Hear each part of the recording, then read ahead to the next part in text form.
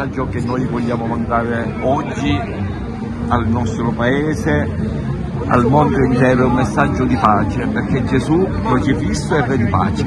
Ecco, questo è quello che oggi, in questo anno, in questo tempo, ci preme di più, visto quello che accade nel mondo. E allora a tutti auguriamo un anno meraviglioso, ecco, di pace, d'amore sotto la luce di Gesù crocifisso.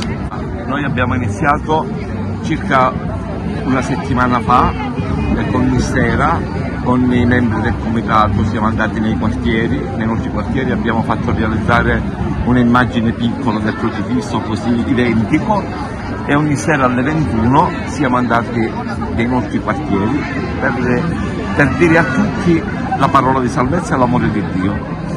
Poi a partire dal 29, ecco, così come consuetudine, è iniziata la festa. Bene, 1, 2 e 3 poi sono i giorni, con un grande pellegrinaggio, ecco, di gente che viene da ogni dove, dai paesi vicini, di tanta gente che, devo dire il vero, tanta gente che ha cercato il sacramento della riconciliazione, la confessione, pace e amore, certamente, prima di ogni cosa.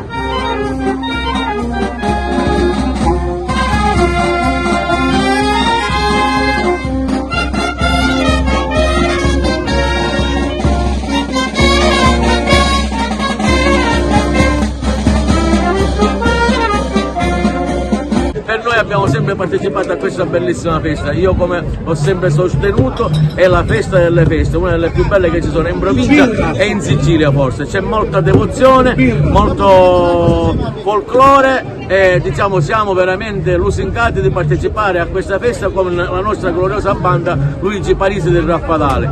Grazie e ci rivedremo sicuramente il prossimo anno.